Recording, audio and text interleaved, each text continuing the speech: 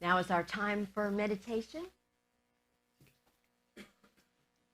And so Tim's going to play underneath our meditation today. So I invite you to, if you're comfortable, to close your eyes. Get those feet firmly planted on the floor. Take a couple of deep breaths, breathing in and breathing out.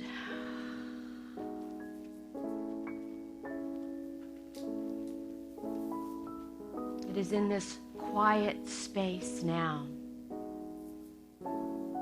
where we can acknowledge that presence and that power of God that we are. And so as you sit still and you allow the chair to just support you, and you continue that breathing in and out, I invite you to see just above your crown chakra a beautiful golden flame. And as you breathe in and take a deep breath in, you breathe in that liquid golden light down through the top of your head. That beautiful divine light. From your head to your neck and shoulders, you begin to feel yourself relaxing as it travels down through your throat. That beautiful power chakra into your heart space. And it rests here a minute as you feel the love that you are and ask to breathe in more love. In this moment, seeing your breath expand that love in your heart space. As now it begins to travel down the rest of your torso, invigorating every cell, atom, tissue, organ, and system in your body with divine life and divine love. As it goes through your legs and through your knees, your ankles and your feet. And now this beautiful light travels down into Mother Earth, down to the very core and center of our planet, recharging and bringing back up some of its beautiful energy in through the bottoms of your feet, up your legs, and into your heart space once again. And now we rest in a moment of silence as we continue to breathe in that love and say to yourself, I am love. I am love. In the silence.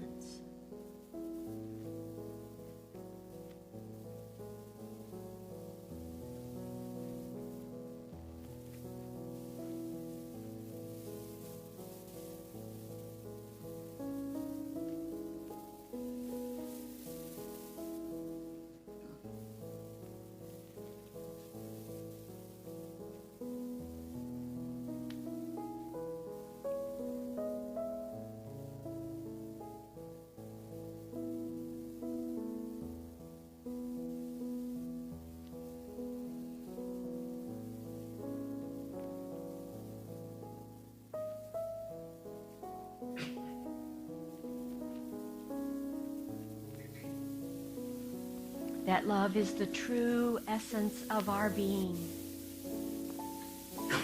And when we put focus there, it just bubbles up and emanates out from us into the spheres, and it impacts everyone that comes into your personal space.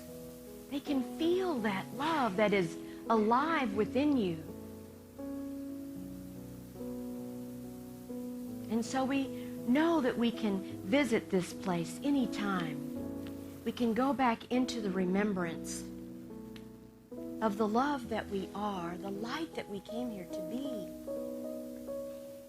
The fact that we came here to express as much of God through us as is possible. Being that light and being that love, just as Jesus taught us. And so we say thank you, indwelling Spirit, for this sweet time of remembrance, this sweet time of knowing. And now we begin to bring our focus back into the room.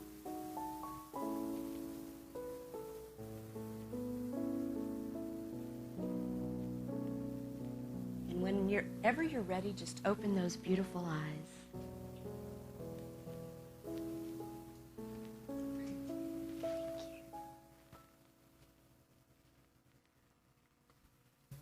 Heart Awakening is the talk title today. I want to tell you about a time when I was 16 years old. This is back a ways now. And I was on a mission trip with the Christian Medical Society from my Lutheran church back in Seguin, Texas. And they took young people with them, the doctors and the dentists, and they were doing all this wonderful work in these one-room schoolhouses in the poorest section of Mexico. And we were there for 2 weeks. And something happened to me on that trip. This is why I think it's wonderful for young people to go on trips with mission in mind, because I had what I believed was a heart awakening. There was something that happened to me watching and being with and serving the poorest people I had ever been around in my life. They didn't even have good running water or anything. And yet they were love and expression. And my heart just opened in a way that I had not experienced it before. And I believe that in that moment, at that trip, in service, in that way, I had this heart awakening that knew that from here on out, I was going to have to be in service to people, because that is what was bringing me joy in a level that I had not experienced before. And so we have an affirmation this month because we're talking about zeal. So let's say it together, shall we? I ignite my zeal by focusing on what brings me joy. So when you find that thing, it does lift you up, and that zeal helps carry you forward.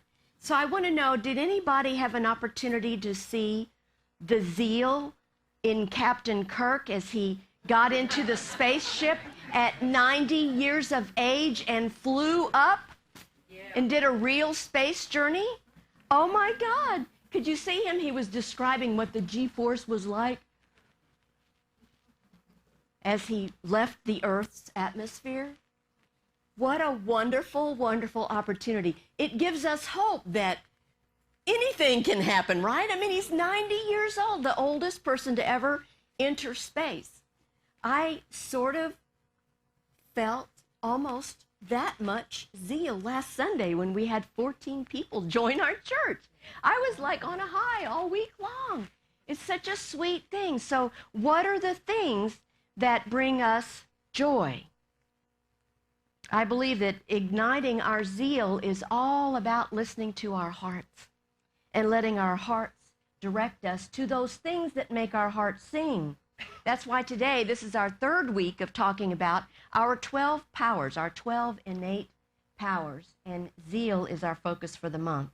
And I want to talk about how transformative it is to know that you are loved, to be the love that you came, and to express that in some form of service. I believe that we create our lives from that place of joy and zeal in our hearts. And I believe that what we're talking about here is about principle 2 in unity. So principle 1, God is, I am. So I am the divine, right? I think, I pray, and I live the truth I know is number 5. So I am divine. And as divine beings, we sort of have an obligation to show up in love and to show up as love. Every fall, we have an Adventures in Faith program where we study a book together. And these are the weeks that go up until Thanksgiving and the beginning of the holidays. So we picked Sue Monk Kids' book, When the Heart Waits, Spiritual Direction for Life's Sacred Questions. We began our small groups this week. One is waiting. Deb's got canceled, so it's starting next week, and I think Alicia's group is starting in a week or so. Maybe you're familiar with her work. She's the one that did The Secret Life of Bees, you know, that they made into a movie. It's a sweet, sweet thing. So anyway, she begins her book talking about the sacred intent of life, of God, is to move us continually toward growth, recovering those lost parts of us and restoring that divine image that's imprinted in our souls, on our souls. Do you believe that you have a sacred intent in your soul? There's a reason that you came here to serve, to bring your expression? Of course, we all do. So it seems like we have to slow down long enough and ask some of those sacred questions about who we are and why we're here and what is ours to do. Have you ever created like a timeline of your life where you put on the timeline all of the things in your life, you know, the births, the deaths, the marriages, the divorces, the moves, the job changes, and you look at this whole timeline? It's a wonderful reflective exercise to see. And of course, my trip to Mexico when I was young was a really sweet part of that. But it's a good way to reflect and look at our lives and see, when were we making those heart changes? When was our heart nudging us? When we're being pushed by Spirit to grow, to be more, to do more, to change? Because we don't always like change, right? But we have to have a time that we can actually reflect, and you can see what prompted those changes in your life. Our co-founder, Myrtle Fillmore, didn't ever write a book, but they took these letters that she had, that she wrote advice to people from, and created a book called Healing Letters. And so I want to read something that Myrtle wrote. Many individuals are going through a period of awakening and adjustment, and many do not seem to know which way to turn.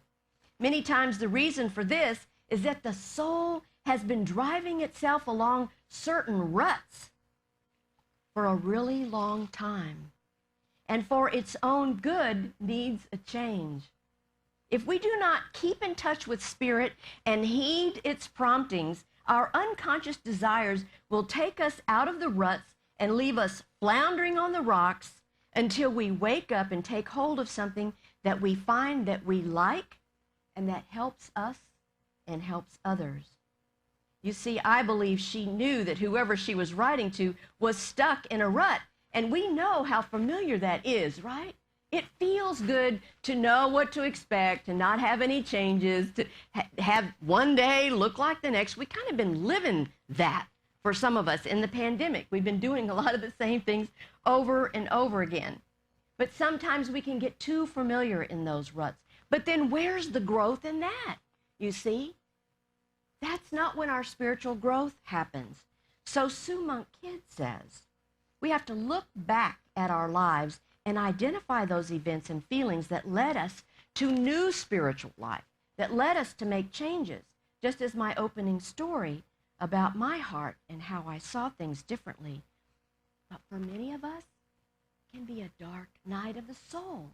It can be something that is so traumatic that it completely changes our life. Everybody has dark night of the soul at one point or another. The point is, how are you going to adjust to that? When she describes it, Sue says that it's a state of feeling suffocating, of feeling like everything's sort of stale, like things aren't moving, like things are unfulfilling, like it's stifling. It's like the spiritual discontent that we feel when we know we need to make a change and we're not ready to make a change. But our soul is urging us forward to go ahead and do it. So sometimes it becomes necessary and we have to reevaluate all the roles of our lives, everything that we're doing, all the roles that we play in order to have what we need to know for the next phase in our life. The author says, when the fullness of time comes, a sacred voice at the heart of us cries out, shaking that old foundation. It draws us into a turbulence that forces us to confront our deepest issues. She says it's as if some divine inner grace seeks our growth and our becoming. So we better pay attention. Otherwise, we're going to stay in that chaos for a while and relive some of those things over and over again until we change our thinking, right? Change our minds, change our life. We want to give it our full attention so we can have resolution. So at this point, when her husband is ready for her to get back to normal, she's having agitation and just not feeling good about anything, not wanting to do anything. He's ready for her to go start supper, and she's like, I'm going for a walk, you know. So you know this happens sometimes in couple relationships. So she goes off on her walk and discovers this beautiful cocoon. And she has this realization that this is sort of what she's supposed to do. She's supposed to go within. She's supposed to be still and be quiet and reevaluate and reflect. She has this realization that this is spirit nudging her, so she takes that branch off and she takes that cocoon home with her, because it's like a symbol of a new beginning, of hopefully the transformation that she's going to observe at some point. She has what she believes is a recognition that she's in a season of waiting, hence When the Heart Waits, the title of her book. Because it's in that waiting, you see, and in that patience that we have for spirit to begin to nudge us for whatever it is, that's when the grace appears. That's when the grace comes to us. And from that fertile emptiness, she says, transformation happens. And the butterfly emerges. And at the end of it, then what we feel is this new sense of identity, this new way of being. And our zeal begins to return and help spur us forward. I absolutely love that whole cocoon, because we've been talking for 18 months about we're still cocooning. We're still cocooning. It's like, oh, is it ever going to end? We're still cocooning. So it's been good, because it's been good for us to be able to do that, to have some time to step back. We've certainly had that time to do our spiritual work, haven't we? So today we're in Scripture. You know, we always metaphysically interpret the Bible.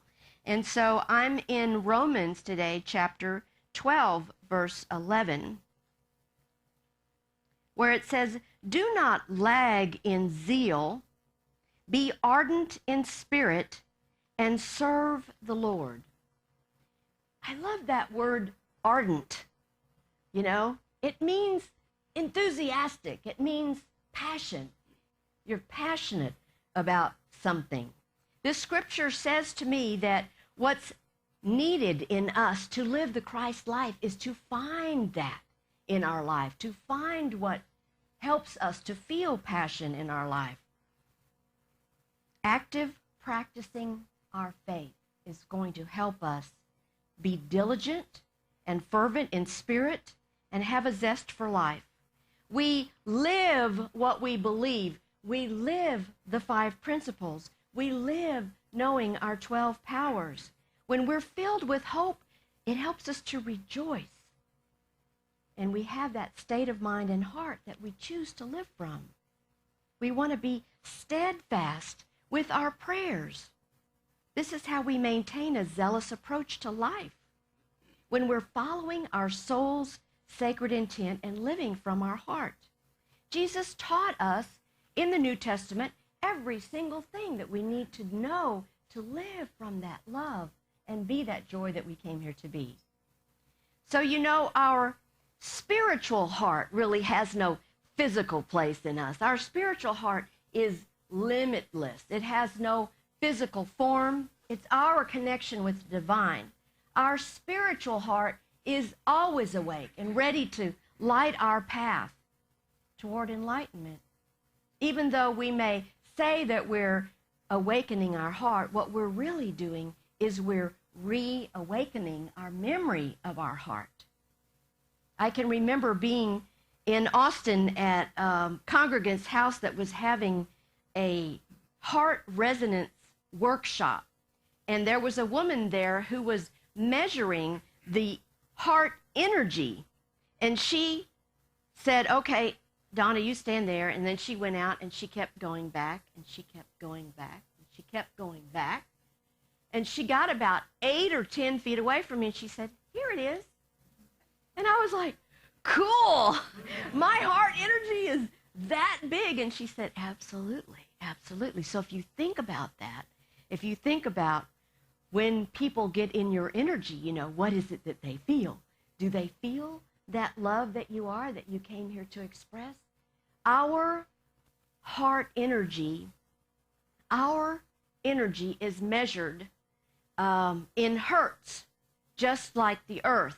So my son, Matt, has this app on his phone, and it shows the Schumann resonance. It shows the fluctuation of the earth's energy. Now, is it any coincidence that the earth is measured at 7.83 hertz? And so are we?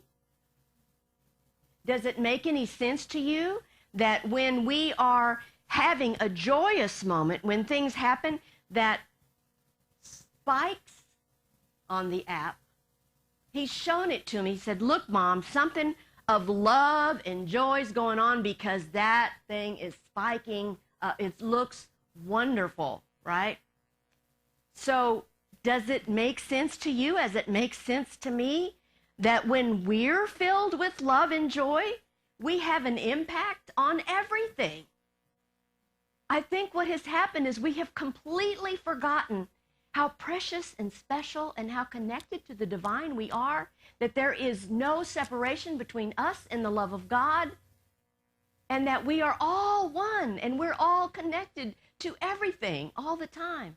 And so when we're energetically happy and filled with zeal, our planet feels it.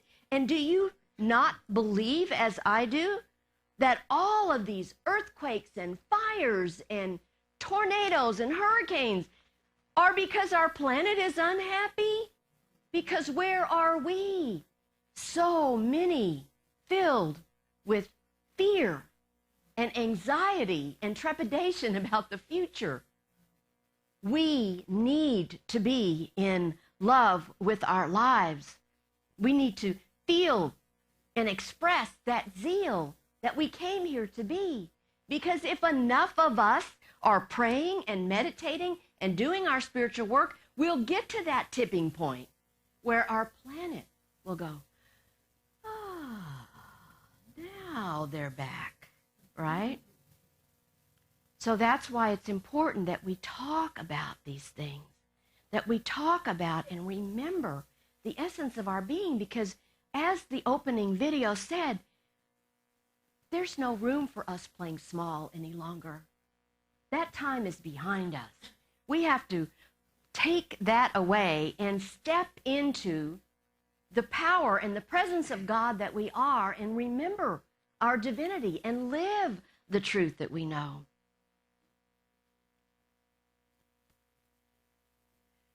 In our weekly book study, Spiritual Economics, we're doing Eric Butterworth's book, and they've been some really interesting conversations. You're welcome to join us Wednesdays at 10 on Zoom.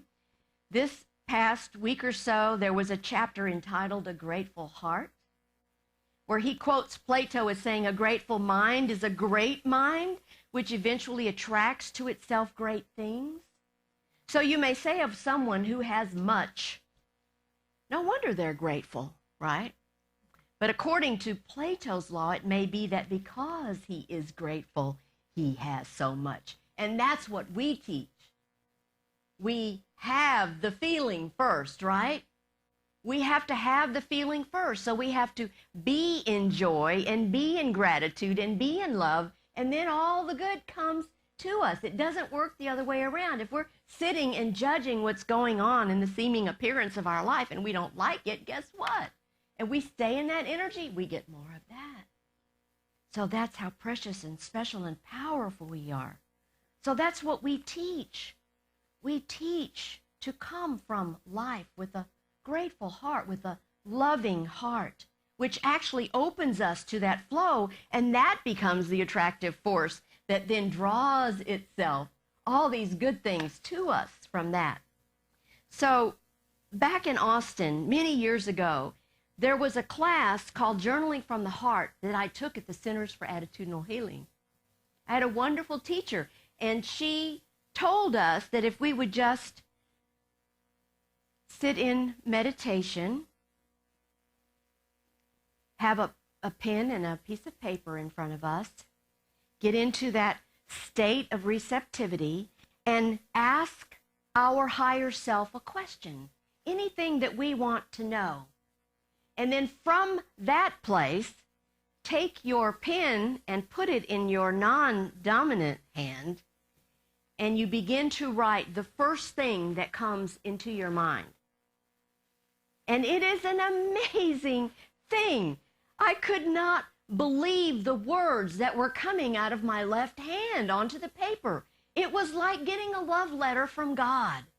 It really was. It was like my true self reminding me how precious and special I am, right? These are things that we can do to open our heart to remember who we are and why we're here. Try it and see what kind of beautiful words you might receive. I know that lots of spiritual growth is going on because a number of you have shared with me how much you have grown during this pandemic. It has forced you through some uncomfortable situations. It has forced us to grow in ways. I certainly can tell you more about technology now than I could tell you 2 years ago. I have been stretched in ways that I never thought I would be stretched. And yet, look at the good that's coming from all of it. We have people watching us from all over the country now. It's opened up a new way of doing church that we had never even thought about doing before. Good has come, and some of you have expressed to me how when these changes have now come to you, you have gone through whatever challenge on an even keel, right? You have become spiritually mature. You have physical, spiritual growth that has happened in your life that has caused you to be able to know that God is in the midst of it, and no matter what happens, you're going to be fine, right? That's the place we want to be, not on that emotional roller coaster. We want to continue on that path of spiritual growth. And so I believe we do that by awakening our hearts, by seeing the love all around us, seeing love in everything all the time, and knowing that that's what we're here to do, to be, to witness for others. Okay, enough preaching. Time for a joke. Okay, so we're in the waiting room of a hospital, and there are 4 gentlemen waiting for their wives to have babies. And so the nurse comes out, and she goes up to the first one, and she says, "Congratulations, you have twins." And he goes, "Oh my God, that's wonderful." He said, "Isn't that interesting? I work for the Minnesota Twins." So then she comes back out, and she goes to the next guy, and she says, "Congratulations, you have triplets."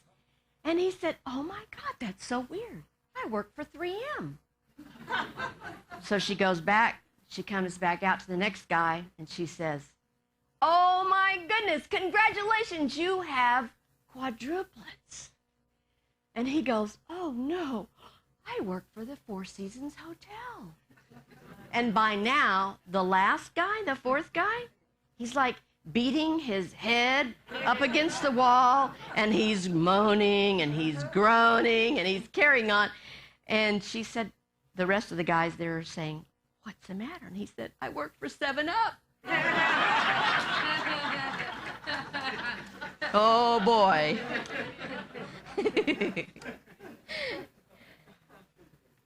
I want to close today. I was on Jack Cornfield's blog in the last couple of days, and I ran across something that he wrote that I want to close with today.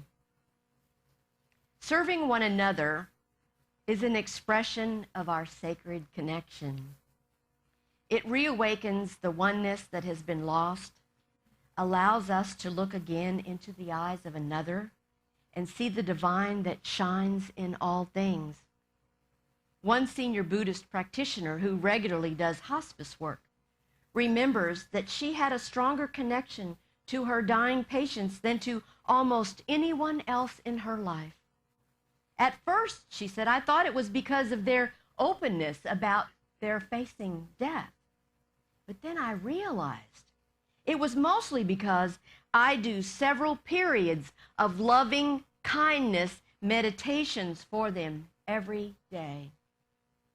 When you intentionally offer your loving wishes, your prayers, your kind words and blessings for someone over and over, it changes your own heart. You become the love that you offer. May your heart be awakened to that which brings you joy so that you can help raise the vibration of our planet. And that's the way it is. And so it is. Amen. Thank you. This is the time in our service when we get to give from our good back into the community. And so I invite you to take your tithes and offerings in your hands. And if you're at home watching on the screen, you can do PayPal or Breeze. We're so grateful. You say this blessing together. Divine love through me blesses and multiplies all that I am, all that I have, all that I give, and all that I receive. Thank you, God, that this is so. And so it is. Namaste.